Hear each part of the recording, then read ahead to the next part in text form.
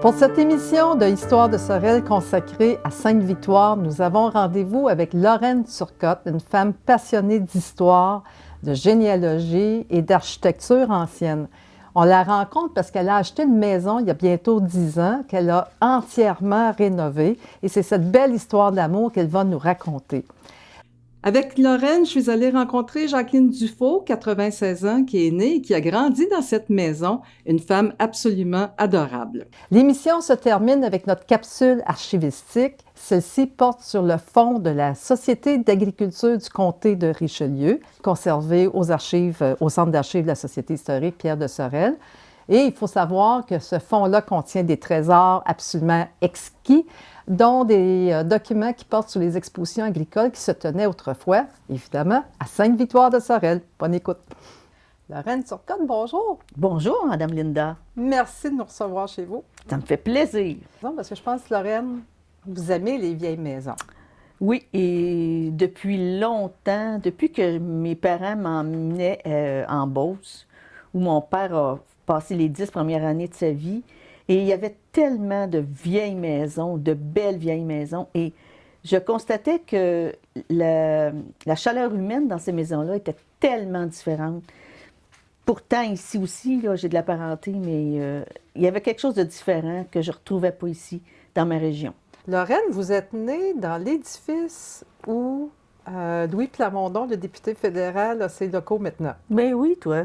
Eh bien. Puis après ça, avec votre père et votre mère, vous avez vécu sur... Couillard-des-Prés. Couillard-des-Prés. Dans le nouveau développement à ce moment-là, écoute, Couillard-des-Prés, c'était la paroisse Saint-Gabriel-l'Allemand.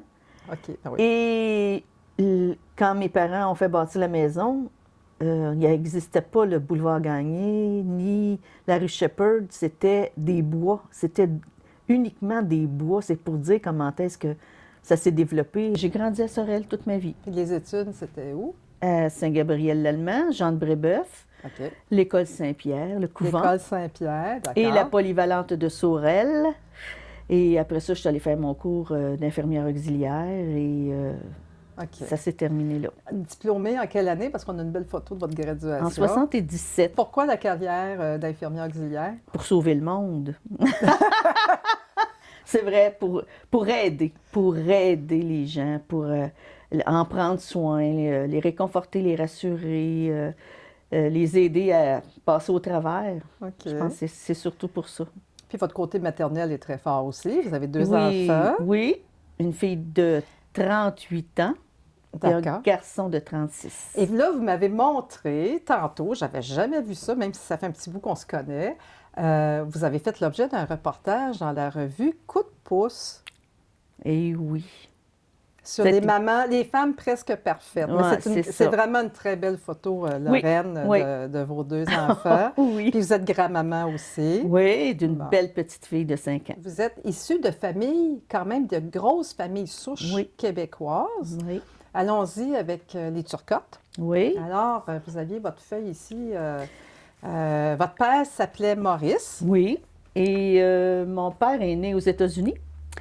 Et à sa naissance, un mois et demi après, sa mère est décédée des suites de l'accouchement. Alors, ils sont revenus au Québec, son père, sa sœur et lui.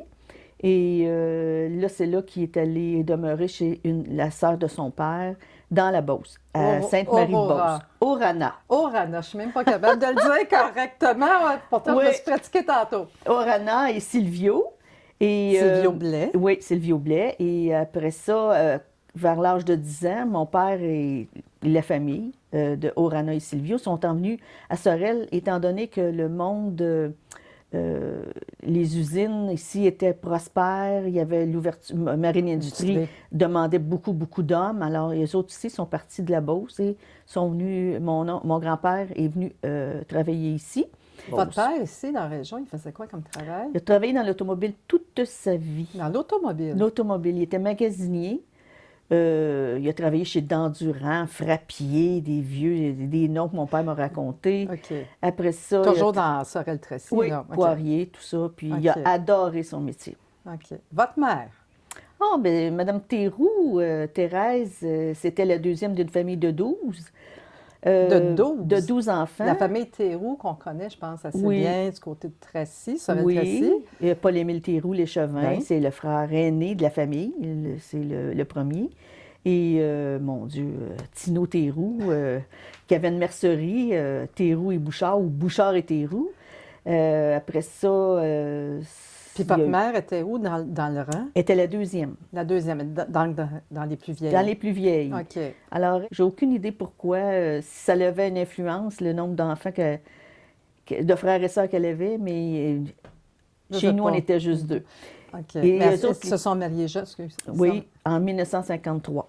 Puis qu'est-ce que votre mère, vous me disiez que votre mère connaissait un peu l'histoire familiale des uns et des autres. C'est ça aussi qui donne un goût de fouiller un petit peu l'histoire aujourd'hui? Probablement, parce que ma mère adorait le monde. Elle aimait la parenté, sa famille, la famille de ses parents. Elle était au courant de toutes ces petites histoires, le nombre d'enfants d'un tel. Et elle aimait recevoir et regrouper beaucoup, beaucoup de gens autour d'une table. Elle est décédée à quel âge? 74 ans. 74. Très Et votre jeune. père? 85. Du côté de ma mère, les Théroux venaient de Saint-Robert. De Et, Saint-Robert, OK. De Saint-Robert. OK. Oui. Bon. Et puis, j'ai fait vais des prendre- recherches. J'ai l'arbre généalogique là, Ben que oui, j'ai fait. c'est un projet qui est déjà assez avancé. Oui, Hein? exactement. Et Donc, le premier, ben celui qui est de Saint-Robert, c'est Paul. C'est Paul. Ça, c'est le père de... de ma mère, OK. Paul Théroux, qui était marié à... Alice Bouchard. OK. Elle était de Saint-Nazaire d'Acton. OK. Après Paul, il y a eu Pierre, le père de mon grand-père, et Pierre, Jean-Baptiste, Joseph, et tout ça.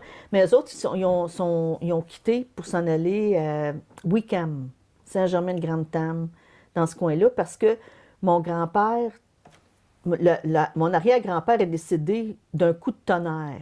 Il a reçu un coup de tonnerre sur la tête, comme ils ont dit, puis il est décédé. Alors là, la mère et les enfants, ils ont quitté puis se sont en allés à Wickham. Et ça s'était passé où, à Saint-Robert? Oui, le grand-père est décédé en 1920, donc c'est arrivé en 1920. C'est vrai, là, j'ai les chiffres sous les yeux. Ah, à documenter, intéressant. Oui. OK. Ça Fait que m'avait là, frappé. puis qu'est-ce qu'on apprend par rapport aux Théroux? Bien, les Théroux ont porté le nom de La Ferté quand ils sont arrivés ici, en Nouvelle-France. OK. Et ils ont laissé le nom, parce que dans l'arbre généalogique, ils gardent pas le nom de La Ferté longtemps. Ils portent eux autres le nom de Théroux assez rapidement. Mais dans d'autres arbres généalogiques, il y a des Théroux qui ont gardé le nom de La Ferté. Puis il y a des Robinson dans votre famille. Expliquez-moi donc. Les Robinson, c'est que mon père est né, aux États-Unis. Et ma grand-mère, Turcotte, était une Robinson, une Irlandaise. Et dans leur généalogie, eux autres sont arrivés vers 1850, ici en Nouvelle-France.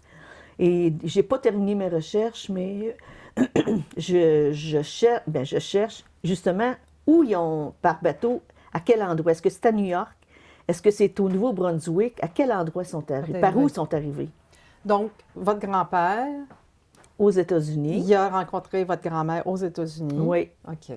Puis Robinson, mais il y a des Robinson dans la région de Drummondville que vous me disiez Oui, déjà. parce OK. que mes arrière-grands-parents sont de Drummondville, sont enterrés à Drummondville. Mais mon arrière-grand-mère, Robinson, elle s'est mariée à Sainte-Anne-de-Sorel. Parce que c'est une Mongeau C'est de une Mongeau. Sainte-Anne. Comment on aboutit ici, en plein cœur du village de Sainte-Victoire? Eh my God, j'aurais jamais pensé acheter une maison en campagne. C'était pas dans mes projets il y a 30 ans, admettons. Puis j'avais 53 ans. J'étais sur la fin de ma carrière. Donc, toujours au travail? Oh oui, j'étais toujours au travail à ce moment-là. Et je me voyais en appartement. J'avais un très bel appartement, très grand appartement, lumineux. Mais je n'avais pas accès à la cour. Je ne pouvais pas me faire un jardin. Je ne pouvais pas avoir un pied à terre. Alors, je me suis dit non, je m'en vais à la retraite bientôt. Je vais avoir une maison à moi. Les enfants sont grands? Les enfants sont partis. Et je voyais des maisons sur les sites d'immeubles là, comme Remax, peu importe la capitale. Mais chaque fois que je voyais des bungalows, ça ne m'appelait pas. Tout à coup, il y a eu une vieille maison ici. Celle-ci, là? Celle-ci, La photo est d'hiver, il y a de la neige, il y a le champ en arrière. Mais c'était marqué sans garantie légale. Et ça me dérangeait parce que j'étais seule, je ne vivais pas en couple. Et à ce moment-là, mais je me disais, ça va être un gros projet pour une femme seule. Mais j'avais écouté les émissions de Passion Maison avec Alain Choquette et je bavais. Excusez, mais je bavais. Je trouvais ça tellement beau. Disons qu'il donne le goût aussi de s'intéresser aux vieilles là, maisons. Je ne parle pas d'Alain Choquette, là, je bavais pas pour lui, je bavais pour les maisons. Et quand je me suis finalement décidée, après plusieurs hésitations, j'ai dit, je vais aller la visiter, la maison. Okay. Et quand je suis entrée, bien, avec l'histoire, l'agent d'immeuble m'a dit qu'il y avait eu 17 enfants ici. Combien? 17 enfants ici, dans cette mini-maison de 21 par 24, à 2 étages. Non, j'ai dit, il s'est passé quelque chose, puis j'ai dit, je vais l'acheter. J'ai acheté le 8 mars, okay. Mais quand j'ai visité, il y avait encore de la neige. Il y avait encore de la neige. Parce qu'on a des photos, Lorraine, vous avez des photos que vous avez prises de la maison telle que vous, au moment de l'achat. Elle ne ressemble en rien avec ce que vous en avez fait aujourd'hui, quoique vous avez gardé son style. Oui, je rentrais ici, là, puis je me disais, « Ah, ça va être ma petite maison à moi. » Puis je trouvais que le format m'allait bien. Et puisque je vivais seule, je n'avais pas besoin de beaucoup d'appartements. Et de fil en aiguille, j'ai rencontré des gens qui adoraient les vieilles maisons, qui sont venus me donner un coup de main, dont un en particulier qui demeurait dans une vieille maison et il l'avait lui aussi rénové. Okay. Mais ici, c'était un très gros projet. C'était changer l'électricité au complet, la plomberie neuve. J'ai fait changer la plomberie. On commence par quoi? Est-ce qu'on commence par l'extérieur? On commence par l'intérieur? Vous avez un appartement, donc vous aviez encore quelques mois devant vous, j'imagine, avant de vous installer. Mais il y a quand même, j'imagine, une échéance. Oui, il y avait une échéance, mais j'avais la chance que c'était mon fils qui prenait mon appartement.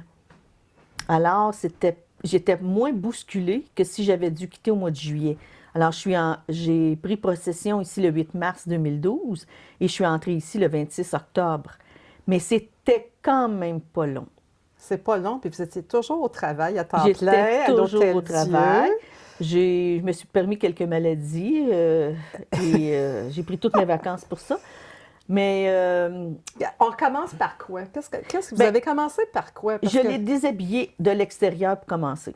Parce que je voulais... C'est-à-dire? Il y avait du papier brique sur la maison. OK. On a arraché le papier brique, moi, mon garçon et des amis. On a vu l'état des planches, parce qu'il ne faut pas oublier qu'en dessous, c'est en bois. Et on a réparé tout ce qui était plus ou moins sain. Il y avait à quelques endroits, c'était pourri ou ébréché. Ou j'ai dit là, être déshabillé, c'est le temps de réparer. Après ça, on est rentré en dedans, on a jeté tous les murs à terre. Pas les murs à terre, mais l'intérieur des murs, le crépi. L'isolant qu'il y avait à l'intérieur à ce moment-là. D'ailleurs, c'est pas un météorite, non? Parce que on va peut-être parler de météorite avec l'émission de Saint-Robert, mais c'est quoi ça, Lorraine? Ça se trouve à être l'isolant qu'il y avait dans les murs. On a des photos à l'appui, c'est vraiment impressionnant. C'est dur, c'est pas cassable. Il y a comme un peu de foin à l'intérieur. Et ça, il y en avait partout dans les murs. C'était l'isolant. C'était tous les murs extérieurs? Tous les murs intérieurs étaient comme ça. Et on trouve, comme on le voit sur les photos, quand on a enlevé toute cette glaise-là durcie, j'appelle ça de la glaise, c'est tellement dur, on voyait les troncs d'arbres sur les murs, parce que c'est pas des stades, là. On est en 1868 quand la maison a été faite. C'est juste là, c'est isolé comment? C'est isolé à l'intérieur avec de la laine minérale et à l'extérieur, il y a du styrofoam et de l'uréthane à plusieurs endroits. Qu'est-ce qui a été conservé qui est vraiment d'origine dans la maison? Tous les plafonds. Ils sont magnifiques d'ailleurs, oui, Lorraine. J'aime beaucoup. Les planchers sont tous d'origine, sauf celui d'ici. La salle à manger. La salle à manger. Deuxième étage aussi, c'est le plancher d'origine. Complètement d'origine, des grosses planches et la marque des lits de fer qui ont usé le plancher, qui ont fait des cavités comme parce qu'ils ont couché en haut, les 17 enfants. Les 17 enfants. Sûrement pas tous en même temps. Ben non, mais il y a quand même une bonne différence d'âge entre le premier et le dernier. D'ailleurs, c'est une famille de Dufault, mais c'est pas parent avec moi. Vous avez essayé de récupérer bien des affaires ici. Tout récupéré ce qui était possible. J'ai gardé des clous à tête carrée, bien sûr. Le meuble qui est là, était fait à partir de la récupération du lambris qui était ici en montant l'escalier. Parce que le bois qu'on voit, le bois de grange, c'est moi qui est allé le chercher dans une cour en arrière d'une vieille grange. Il était plein de terre. C'est des Puis belles planches. oui, ça, c'est important, c'est des matériaux nobles. Le bois, pour moi, ça n'a pas de prix, puis on ne peut pas gaspiller le bois. Non. Alors, j'ai récupéré le lambris, j'en ai fait un garde-robe parce qu'il n'y a pas de garde-robe dans cette maison-là quand je suis arrivée. J'ai dû les construire ou faire utiliser les combles qu'on appelle pour utiliser l'espace pour serrer mes choses mais tout ce que j'ai pu récupérer, je l'ai gardé. L'escalier, elle est d'origine aussi. Mais vous l'avez déplacé un peu, Je l'ai ce que reculé, comprends. oui. Reculé. Oui, parce qu'elle était trop près du mur. Si c'était à refaire, Lorraine, qu'est-ce qu'on ferait de la même façon, puis qu'est-ce qu'on ferait différemment? Premièrement, ces maisons-là sont vendues sans garantie légale. Alors, il faut s'attendre qu'on va découvrir la maison en la déshabillant.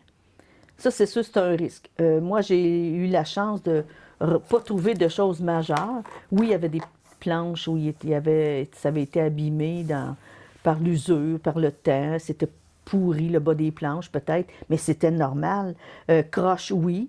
Mais j'ai pas eu de surprise où j'ai été obligée d'investir ou la faire lever, la faire tasser ou quoi que ce soit. Là. J'ai plutôt... ce que j'ai découvert, c'était des choses normales. OK. Oui. Des belles surprises, c'est-tu? Une belle surprise, un objet ou... Un 25 sous de 1928 que j'ai trouvé sous l'escalier au sous-sol, dans du sable. Après ça, qu'est-ce que j'ai trouvé? Un bénitier dans les combles en haut, dans le boudoir. Mais rien de particulièrement autre, rien d'autre. Par contre, quand j'ai utilisé la petite remise qu'il y avait dehors, j'ai vu du beau bois de grange, là, un beau plancher que j'ai enlevé 1 et 2 et 3 prélats, comme on disait dans le temps. La même chose que le plancher d'origine qui est dans la cuisine. Il y avait du plywood, 2 rangées de plywood avec 3 épaisseurs de prélats. Alors, mais quand j'ai vu moi, c'est ça que je cherchais, je voulais voir le vieux plancher, où était-il. Remise, c'est pas la vieille forge non plus, je pense. Non, c'est la cuisine d'été qui ont déplacé puis qui ont installé à côté. Parce que Mme Dufault m'expliquait que le matin, les enfants descendaient l'été et ils s'en allaient dans la cuisine d'été prendre leur déjeuner. Leur mère les attendait. D'ailleurs, vous avez des documents sur Joseph Dufault, Joe Dufault et Marie-Louise Millette. Puis il y avait un document qu'on a pu récupérer par l'équipe de la Société historique. Monsieur Dufault avait fait l'objet d'un reportage dans le journal La Presse. Quand même. Et puis, une figure pittoresque qui disparaît. Mm-hmm. Et puis, c'est ça, c'est un beau reportage, évidemment, c'est une photocopie. Mais ça montre aussi juste l'importance de certains reportages, un peu comme le reportage tantôt de Coup de pouce sur, sur Lorraine et son emploi du temps. D'ailleurs, pas la maison, mais la remise à côté. La vieille remise, je voulais la garder, mais finir l'intérieur pour que je sois capable de recevoir des gens. Parce qu'il ne faut pas oublier que c'était pas... il avait installé de la chaux. La chaux avait décollé, les planches, il y avait eu de l'eau, ça avait cerné. C'était pas assez propre pour que je puisse installer des meubles là, pour recevoir des gens. Alors, je me suis dit, je vais faire une nouvelle remise, mais j'ai gardé tout ce que je pouvais garder. Tout ce que Elle a gardé son cachet. Elle a agrandi. Elle était agrandie, mais le plancher, c'est le plancher d'origine de la vieille remise. Ah, puis ça, les hommes qui ont démoli là, la remise, là, je leur disais de traiter le bois comme si c'était de la porcelaine. Ils me regardaient en voulant dire, mais ma foi de Dieu, que c'est des vieilleries, de la cochonnerie. Traiter le bois comme de la porcelaine, c'est pour ça? Oui, je voulais qu'ils enlèvent les clous, mais sans briser, en manipulant de façon responsable pour ne pas briser. Puis en terminant, Jacqueline, c'était le bébé. Okay. C'est la dernière. C'est celle qui a habité la maison après le décès de ses parents. Elle a conservé la maison ici. Elle vivait seule. Et une de ses sœurs est venue visiter la maison après son départ quand les rénovations ont été faites. Françoise, oui. M. Villandré. C'est ça. Comment elle a réagi quand elle a vu la maison? Oh, elle était tellement contente. Elle était contente que ce soit moi parce qu'elle savait que j'aurais pris soin de sa maison. Ça, pour elle, c'était rassurant parce que n'importe qui aurait pu jeter la maison à terre ou recommencer ou faire de changements plus majeurs, rien conserver, mais elle était bien, bien, bien contente. Puis à chaque fois, là, je lui ai téléphoné à sa fête ou à d'autres occasions, puis elle était toujours, toujours contente. Puis elle me demandait si j'étais toujours bien ici. J'ai dit oui, n'en doutez pas. Madame Dufault, Oui, on se connaît pas, c'est la première fois qu'on se rencontre. oui, c'est malheureusement. Oui. Mais là, c'est Lorraine qui nous amène à vous rencontrer. Parce que vous avez grandi dans la maison que Lorraine a achetée.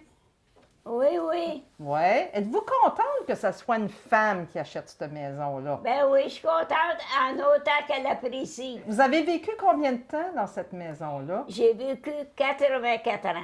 Ça veut dire que Quand j'étais chez ma soeur Françoise, j'étais en 84, c'est là que je suis décidée à demeurer à Sorel. vous êtes née dans la maison, Oui. puis c'est une petite famille, hein? Vous n'étiez pas nombreux chez vous, là. Hein? Ben oui! Ah, écoutez, là! Ah, là, je vous taquine. Ah, on était 16 enfants. Combien? 17. Moi, je suis en 17e. Il y a beaucoup de gens qui connaissent plusieurs de vos frères et sœurs. Là, puis en plus, vous allez m'expliquer quelque chose, là, parce que ça m'intéresse, là. Ça vit vieux dans votre famille. Hein? Ben oui. Fait que vous avez une sœur. Elodie qui est décédée dernièrement. Quel âge qu'elle avait? 101 ans. 104? 104. 104. Votre frère Adrien? Adrien n'est pas décédé. Ben non, j'espère que non. Oh, je vais dire, c'est le seul qui était vivant. C'est le seul qui est vivant, là. On l'appelait Ticaille à Marine. Adrien Ticaille, c'est parce que c'était un chasseur, il aimait beaucoup la chasse. Qui est encore vivant, c'est Françoise? Françoise, elle aime la beauté. Oh! Elle aime les belles choses. Une de vos sœurs, c'est, bien, décédée, mais c'est la grand-mère du maire de Sorel-Tracy. Ah oui, Élodie. Non, pas Élodie, Rose. Marie-Rose Péléquet. Marie-Rose. La mère de Rosaire Péléquet. OK. Qui sont les. Rosaire, c'est son grand-père. Le grand-père à Serge Péloquet. Ouais. Ben oui. Puis dans Sainte-Victoire, ben, il y a Armand Dufault qui a été bien connu, Mais oui, mon frère Armand qui est décédé. est décédé, puis sa femme aussi. Votre père était bien connu parce que c'était le forgeron de Sainte-Victoire. Hein? Ah, Joe, ouais. votre père, Joe Dufault. Dufault, ma mère, Marie-Louise Millette. Elle était une native de Sainte-Victoire? Bon, elle a vécu aux Ottawa plusieurs années. Ah oui? OK. Ouais. OK. Puis ils ont été mariés pas mal longtemps. Hein? Ils se sont mariés en 1900. Puis moi, je suis la dernière. C'est la 17e qu'elle a eu, ma mère, la 17e. Mais la maison à Lorraine n'est pas grande. Jacqueline n'est vraiment pas grande, la maison à Lorraine. 17 enfants là-dedans, ça n'a pas d'allure. Pensez que vous disiez, elle n'est pas grande, Jacqueline. Ah ben,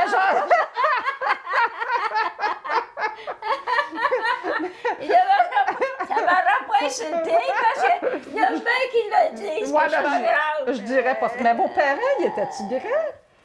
Ben, ma mère, normalement, elle n'était pas grande, ma mère. Vous avez une belle Vous avez photo. connu Françoise, ma soeur Françoise? Non, j'ai pas connu Françoise. Ça, c'est la photo de votre père et votre Ouais, mère. ma mère, c'est la grosse jupe d'étoffe. Ben oui. La sang-là, ça. Elle portait tout ça. Parce que vous avez. Non, je ne suis pas connue de ce temps-là. mais- Elle est belle, cette photo-là. La forge était où? La forge était à côté de la maison ou Ah, en la arrière? forge, elle est à côté. À le coin de la maison, il y avait à peu près l'entrée d'un char, pas trop, un peu plus large. Tu sais. OK. Puis après ça, c'était la boutique de forge. La boutique était là. Puis votre. Parce qu'il y avait un grand escalier pour descendre les voitures à des bords de bois.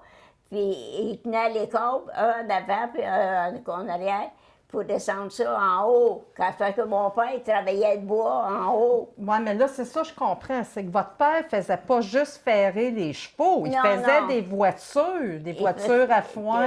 Puis des. Oui, des voitures pour les cultivateurs.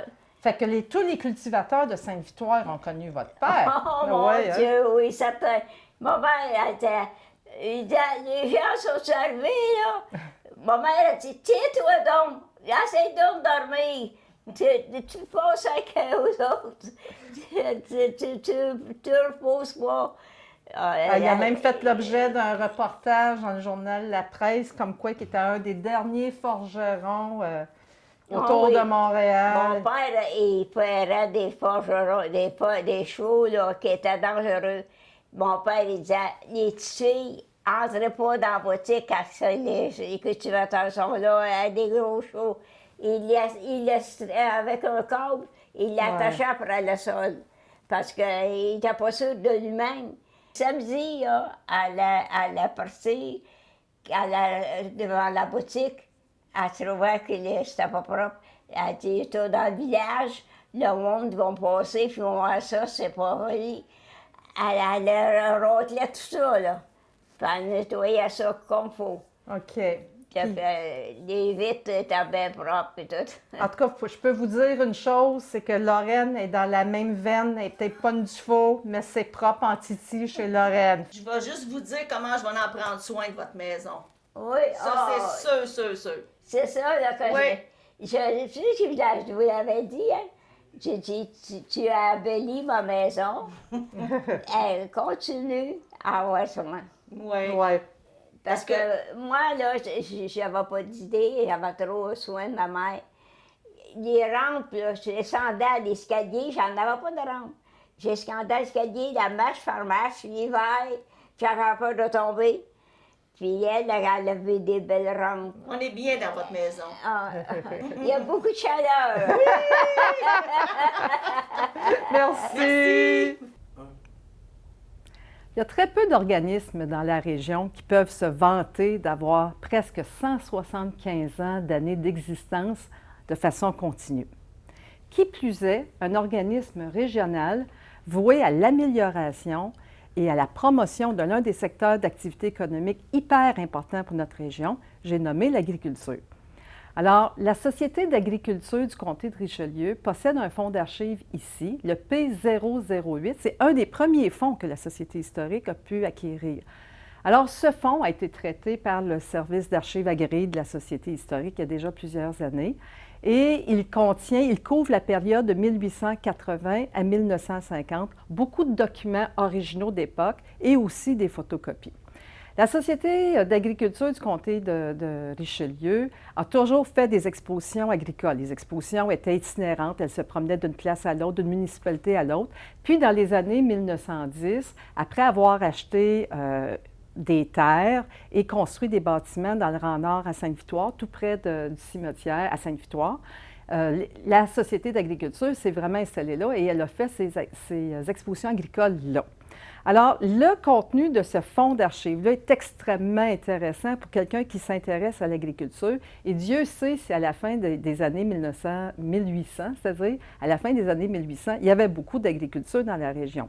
Alors, je vous présente quelques-uns des documents du fonds d'archives de la Société d'agriculture. Vous avez ici, et c'est le plus vieux document dans cette série-là, c'est le programme de l'exposition agricole de 1908. On a aussi le programme de 1911 et le programme de 1912. Et ce qui est intéressant avec le programme de 1912, c'est qu'il y a eu même un ajout dans la promotion, et on le voit aussi dans les procès-verbaux, parce qu'il y a des commerçants de Sorel qui ont décidé d'ajouter des prix et les offrir aux éleveurs. Dans les autres documents, vous avez aussi, et ça c'est intéressant, si on veut documenter le développement de la production laitière à la fin du 19e siècle, vous avez l'enregistrement d'une fromagerie beurrie à Saint-Ours en 1899. Alors c'est un document qui commence à dater. Dans d'autres documents encore plus intéressants, ceux-là, vous avez le livre des comptes. Vous savez, quand on fait des comptes et dépenses, le livre des comptes. Et ce livre-là est quand même en assez bon état. Alors, vous voyez bien, je porte mes gants blancs, hein, c'est pour éviter de tacher ou de noircir les pages. Vous avez pour chacune des années entre 1881 et 1908 la liste des agriculteurs qui souscrivaient à la Société d'agriculture du comté de Richelieu. C'est drôlement intéressant. Alors, vous avez par exemple ici Saint-Ours, vous avez aussi la continuation des dépenses pour 1898. Le document que je trouve hautement intéressant, et c'est encore le vrai aujourd'hui pour toutes les organisations, c'est le livre des procès-verbaux. Alors, on a même une obligation légale aujourd'hui de conserver ces procès-verbaux si on est un organisme sans but lucratif, un peu comme la Société historique Pierre de Sorel.